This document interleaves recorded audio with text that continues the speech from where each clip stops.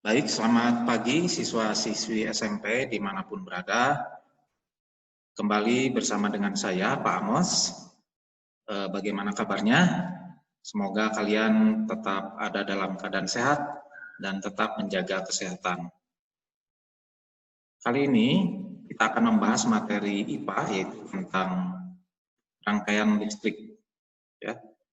Ini adalah lanjutan dari materi listrik dinamis. Nah, selanjutnya, di sini saya tampilkan tujuan pembelajaran, yaitu yang pertama membedakan karakteristik rangkaian listrik seri dan paralel. Jadi nanti kalian akan bisa membedakan rangkaian seri ataupun paralel. Lalu yang kedua menentukan arus cabang pada hukum Kirchhoff. Ya. Apa itu hukum Kirchhoff? Nanti kita akan pelajari juga. Lalu yang ketiga menganalisis hubungan antara kuat arus listrik, hambatan, dan tegangan listrik pada suatu rangkaian listrik. Nah, itu tujuan pembelajaran kita kali ini. Baik, kita akan mulai saja. Jadi secara umum, rangkaian listrik itu terbagi menjadi yang pertama adalah rangkaian seri. Ya, rangkaian seri.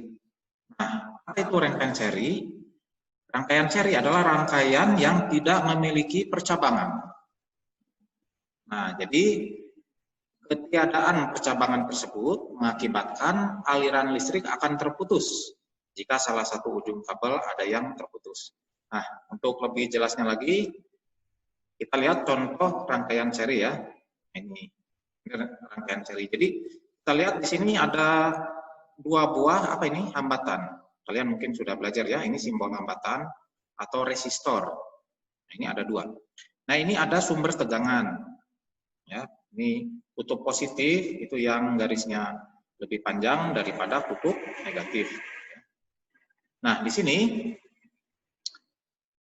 inilah yang disebut rangkaian seri. Karena di sini tidak ada cabang, dia satu garis, ya, satu jalur, gitu. Nah, misalnya di sini resistor yang pertama R1, resistor yang kedua R2. Nah, di sini akan mengalir arus listrik, ya.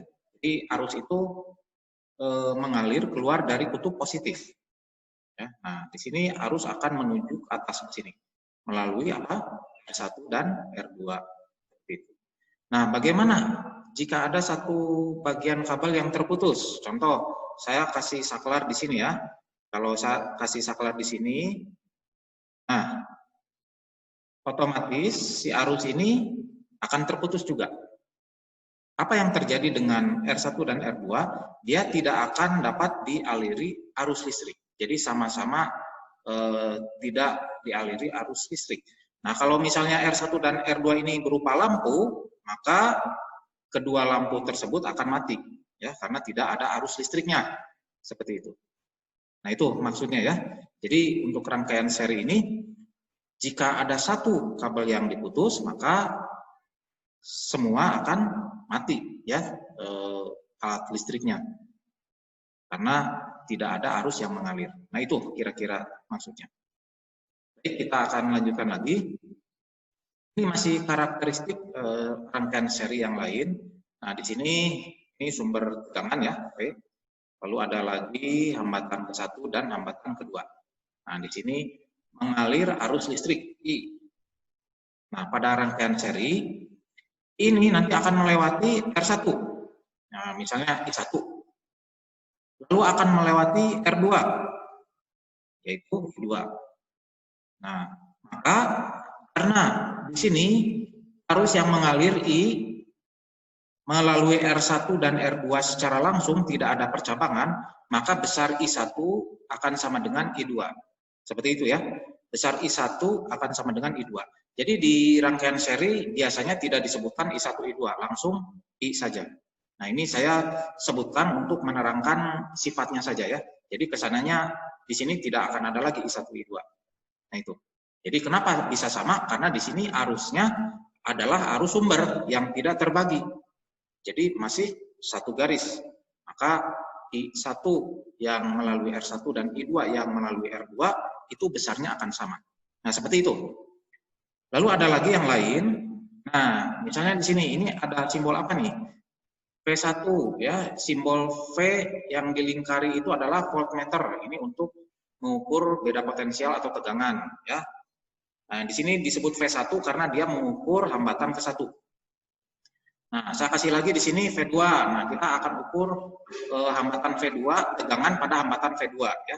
Kita ukur beda potensialnya. Nah, apakah sama atau tidak? Nah, kalian sudah belajar hukum Ohm, bunyinya apa? V sama dengan I kali R ya. V sama dengan I kali R. Jadi V1 di sini adalah I-nya mana? I1 dikalikan R1. Nah, sedangkan V2 di sini adalah I-nya yang mana? I2 dikalikan R2. Itu.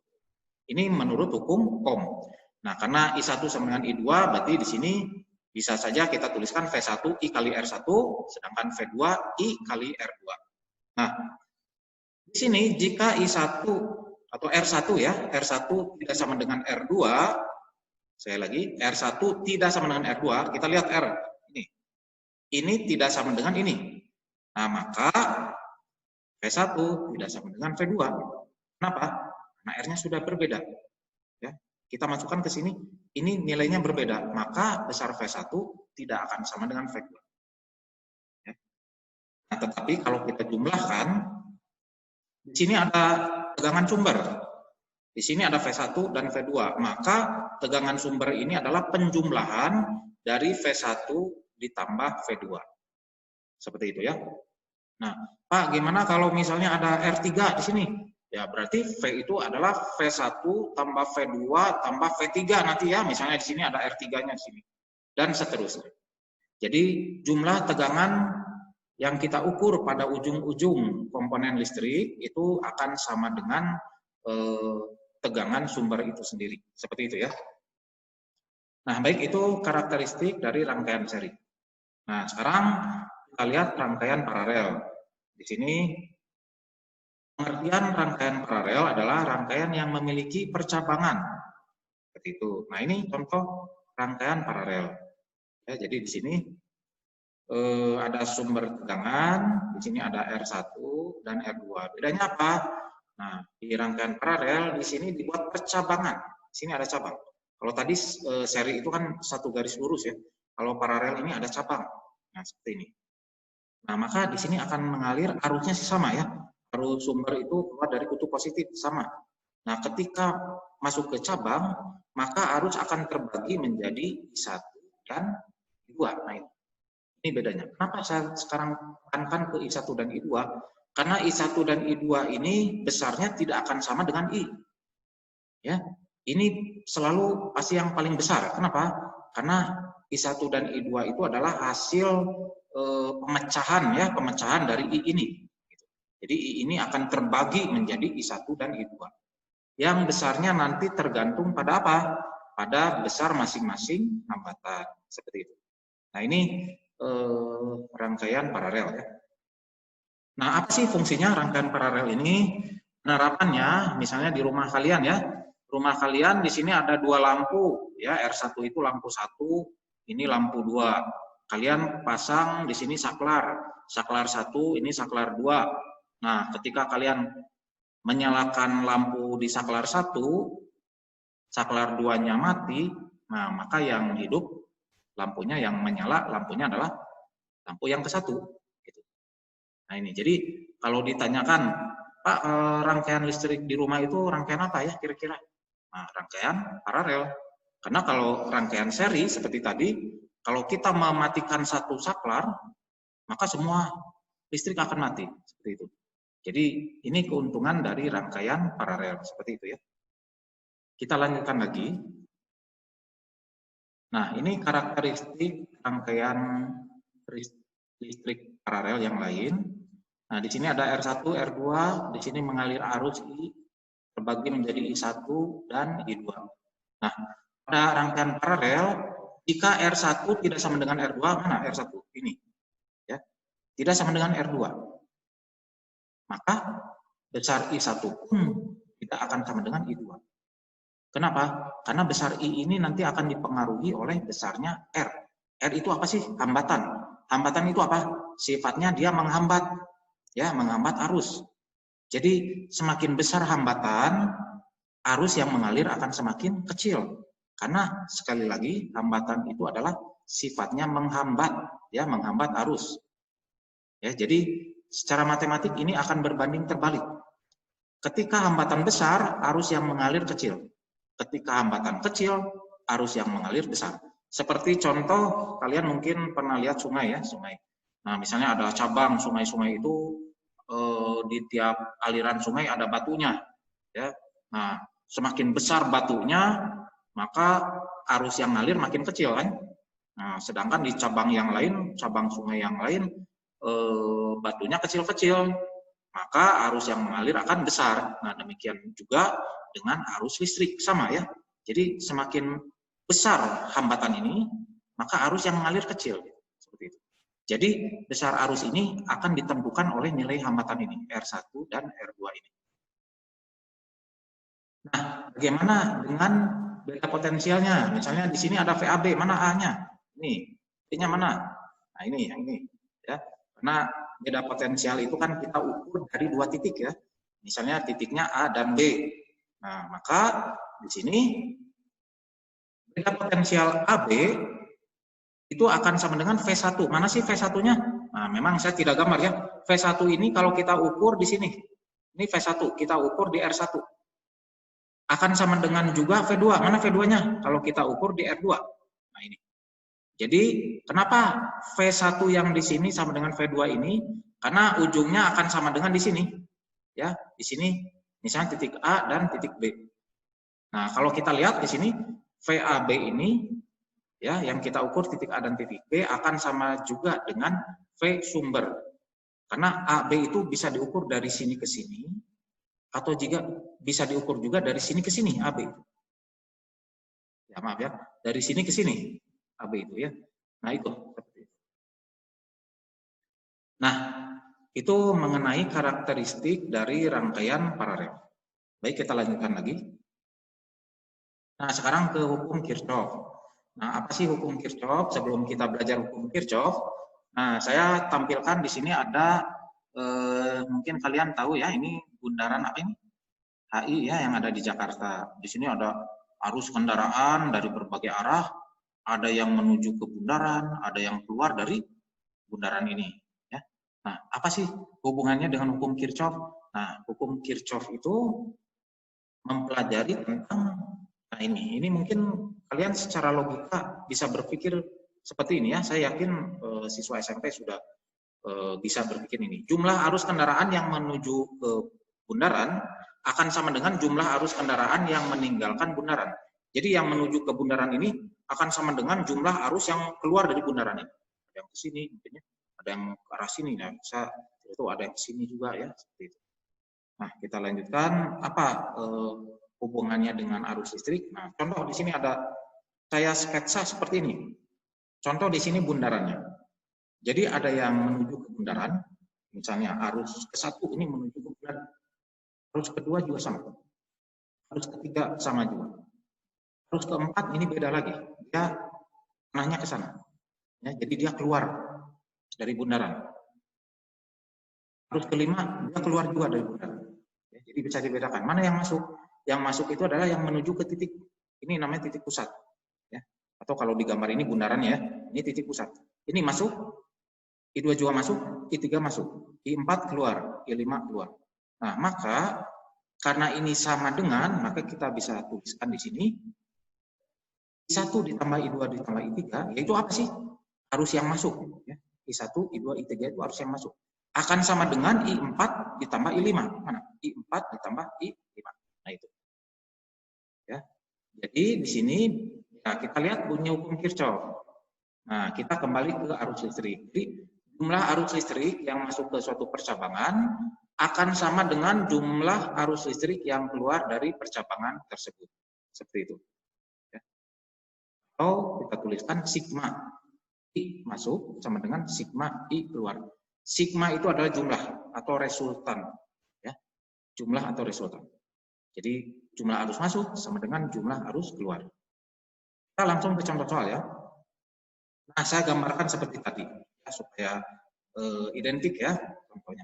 Nah, kita ke arus listriknya.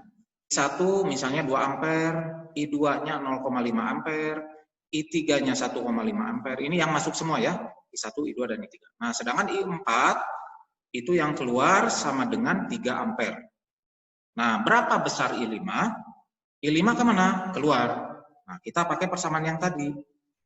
Jawab, sigma I masuk sama dengan sigma I keluar. Maka I masuknya yang mana? I1 ditambah I2 ditambah I3 sama dengan I4 ditambah I5. Nah, yang belum diketahui itu I5. Nah, yang lain kita masukkan semua angkanya. Sesuai dengan yang diketahui di sini ya. Nah, maka besar I5 bisa kita hitung, ya saya yakin lah ya, kelas 9 menghitung ini sudah lancar ya. 2 ditambah 0,5 itu 2,5, tambah 1,5 itu 4. Ya, 4 sama dengan 3 ditambah berapa? Maka berapanya ini atau I5-nya ini adalah 1 ampere. Seperti itu ya. Baik, itu contoh dari hukum Kirchhoff. Baik, kita lanjutkan lagi. Nah, sekarang tadi kita sudah membahas tentang rangkaian hambatan, seri dan paralel. Persamaannya juga sudah kita bahas. Nah, sekarang bagaimana perhitungannya? Baik, kita mulai dari hambatan seri. Contoh ya, langsung aja ke contoh. Ini seri. Kalau tadi 2 hambatan, sekarang saya kasih 3 hambatan. R1, R2, dan R3. Nah, nilai hambatan total, kalau kita hitung hambatan seri ini, berapa hambatan totalnya? Hitung dengan cara menjumlahkan. Jadi RS itu seri ya. R seri sama dengan R1 ditambah R2 ditambah R3.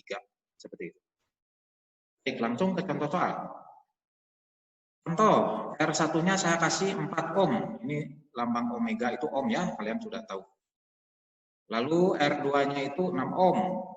R3-nya 12 ohm. Nah, maka pertanyaannya tentukan hambatan total rangkaian di atas. Kalian bisa? Saya yakin bisa ya. Bagaimana caranya? Tinggal dijumlahkan seperti ini. Nah, kita jumlahkan ya. Jawab. Kita tulis lagi persamaannya. Kita masukkan angkanya. Maka 4 ditambah 6 ditambah 12. Sama dengan berapa? R serinya 22 ohm. Nah, itu contoh untuk rangkaian seri. Nah, sekarang bagaimana perhitungan pada rangkaian hambatan paralel? Contoh ya. Ini. Nah, ini ada R1, R2, R3 ya, seperti biasa. Seperti tadi rangkaian seri saya kasih 3 hambatan juga untuk yang paralel. Susun secara bertahap atau bercabang ya. Nah, maka hambatan total untuk hambatan paralel dihitungnya seperti ini. Ini merupakan kebalikannya. 1 per R paralel sama dengan 1 per R1 ditambah 1 per R2 ditambah 1 per R3. Jadi semua angkanya kita balikan. Ya, kita balikan. Baik, kita akan lihat contoh soalnya untuk rangkaian paralel. Nah, di sini ada rangkaian paralel. Di sini saya kasih nilainya yang rangkaian pertama itu 4 ohm. Lalu yang kedua 6 ohm dan yang ketiga 12 ohm. Nah, memang saya samakan angkanya dengan rangkaian seri. Itu biar nanti dalam perhitungan kalian bisa membedakan ya hasilnya antara rangkaian seri dengan paralel. Nah, di sini tentukan hambatan totalnya. Ya, jadi kita akan sama-sama hitung untuk hambatan paralel ini. Nah, jawab. Di sini kita pakai rumus ini untuk yang paralel, jangan lupa ya. Nah, kita masukkan angkanya. Jadi 4 ohm jadi 1 per 4. 6 ohm jadi 1 per 6. 12 ohm jadi 1 per 12. Kita jumlahkan. Bagaimana caranya? Disamakan dulu penyebutnya. Ya, seperti itu. APK antara 4, 6, dan 12 itu 12. 4 itu berapa kali 12? 4 jadi 12 ya. Berapa kali? 3 kali. Jadi dikalikan 3 maksudnya ya. 6 kali berapa jadi 12? Kali 2. Sedangkan ini 12 kali 1. Kita jumlahkan 3 tambah 2 tambah 1 sama dengan 6 per 12. Ingat, ini masih 1 per R paralel. Yang ditanyakan R paralel. Bagaimana caranya? Maka angka ini harus dibalikan juga. Ya. Jadi R paralel sama dengan kita balikan. Tadinya 6 per 12. Ini karena masih bentuknya 1 per R paralel. Jadi 12 per 6. Berapa? 12 per 6 sama dengan 2 ohm. Nah, itu jawabannya. Seperti itu ya. Nah, yang selanjutnya bagaimana kalau misalnya rangkaian itu digabung antara seri dan paralel. Contoh seperti ini, ada 3 hambatan tapi yang paralelnya cuma 2, yang lainnya kita serikan gitu ya. Yang ini sama 3 ohm, di sini 6 ohm, di sini 12 ohm. Tentukan nilai hambatan totalnya. Jadi berapa? Ya, 1 per R paralel sama dengan 1/6 ditambah 1/12. Jadi 1 per R paralel sama dengan, nah ini kita samakan penyebutnya dulu ya. Jadi 2 ditambah 1 dari mana? 6 jadi 12 itu kali 2. Ya. Nah ini 12 itu kali 1. Sama dengan 3/12, maka R paralelnya sama dengan 12/3, sama dengan 4 ohm. Nah 4 ohm ini nanti kita akan serikan, jadi 4 ohm ini. Hasil ini semua 4 ohm. Kita akan serikan dengan yang 3 ohm. Ya. Berapa R serinya? Jadi 3 ditambah 4. 4 ini yang paralel tadi. Hasilnya sama dengan 7 ohm. Nah, demikian adik-adik SMP dimanapun berada, itu materi dari saya. Semoga nanti kita akan bertemu kembali. Selamat belajar, tetap menjaga kesehatan. Semoga Tuhan senantiasa memberkati kita semua. Terima kasih.